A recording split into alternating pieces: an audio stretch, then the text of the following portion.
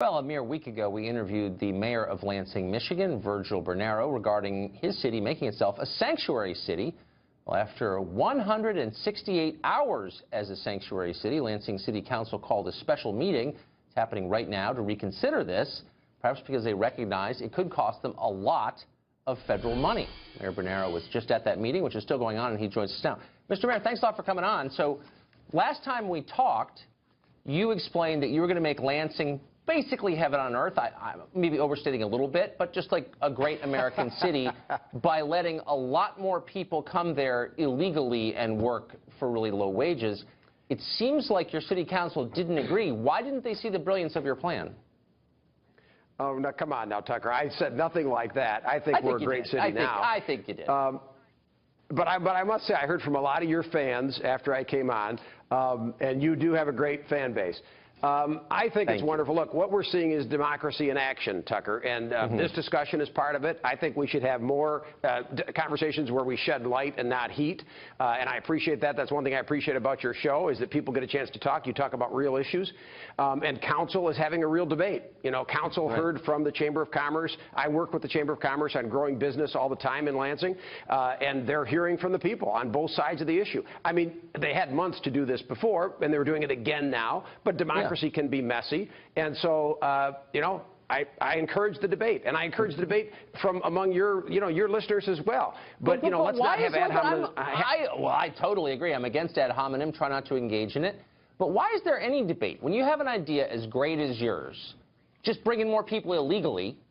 Why would anyone object to that? Like, what are the arguments against that? Tucker, with all due respect, and I know you're bona fides, you know, you're well-educated in journalism.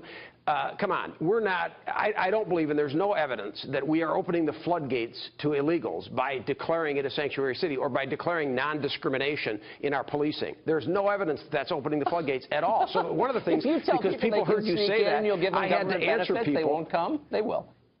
Well, I don't give any city benefits. I mean, what we're doing is enforcing the law. And, you know, a group that you should feel close to, the Cato Institute, recently came out with a study that shows, in fact, undocumented workers have a 44% less likelihood of committing crimes than so-called regular Americans. So this idea that there's going to be a crime explosion is just absolute nonsense. That's the libertarian point of view. That they're more impressive than we are, and so we should just be quiet and accept them. Well, I know that some people believe that. But let me ask you this question. But it's research, and our policing shows that. I mean, they're not a problem. We police. The other thing about our last... Wait, hold on. I'm not trying to cut you off, Tucker, but I do want to talk about... Wait, no, hold on. I can't let you do that. Well, I do want to talk about the policing. I'm sure you want to talk about a lot of things, but I just want to back up to what you just said, which is that, yes, they are actually more impressive than we are. Okay, that's a point of view. Let me ask you, has it occurred to you... I never said they were more impressive. I said they commit fewer crimes. No, they're better people than we are. I get it. But what if you passed a law protecting the rights of actual citizens of Lansing, saying, hey, you have a right, for example, not to be the victim of a crime committed by someone here legally, or a law looking out for the people who are here legally, who are born here, who didn't sneak in. Do you think the city council would be opposing you on that? I doubt it. Mr. Carlson, with all due respect, we do this every day. The brave men and women of our police force every day go out and enforce the law equally. They do not profile. They do not discriminate. If you're breaking the law, you're going to be arrested in Lansing, Michigan. You know, we are going to hold, and especially, of course, we triage, so serious crimes are dealt with first. We are a pretty safe city. You know, I'm proud of the efforts that our police department has made. And the new statistics, we haven't even announced yet, but the FBI crime statistics show that we've got another year of progress. So, you know, look, crime is always an issue for every city. I'm not attacking Lansing. I just don't understand. It's a really simple thing. You say that the people who come here illegally are more morally upright than the people who are born here. I never said that. I never said that. You're putting words in my mouth. The Cato Institute, I said that the Cato Institute study shows that they commit fewer crimes. That's just a fact. So this idea that we're unleashing criminals is nonsense. My question. So if they're so great, and the Cato Institute study you refer to, I guess, proves that they're better than we are, then why wouldn't your citizens be so excited to have more illegal aliens in their city? Why is it even being debated? Well, why don't they recognize how great these people are? some are excited about the sanctuary city and some aren't. This is democracy. But I wanted to ask you this last time. I looked at the tape. Why aren't they excited? Your president, our President Trump, said he wanted to get rid of the bad hombres. And I said this to some of the people on my Facebook that answered, that angrily came on.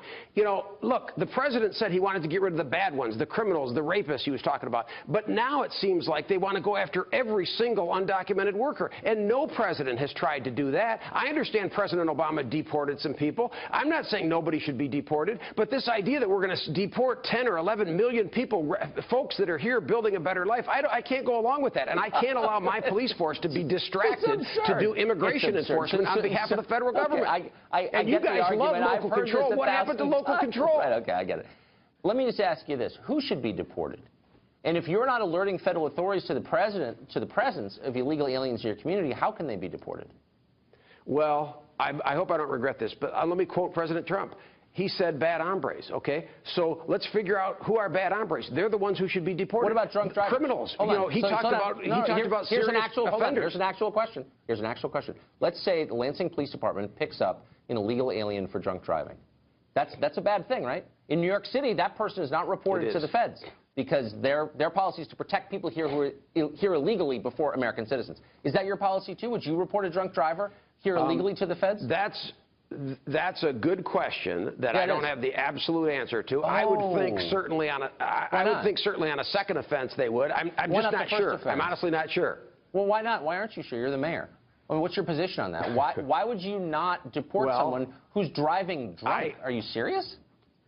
I work with the police chief and the city attorney. I'm not a lawyer myself, but I did issue the executive order. You're the mayor, and I'm not sure that a first offense drunk driving would that we would move for deportation for that. Why? Why?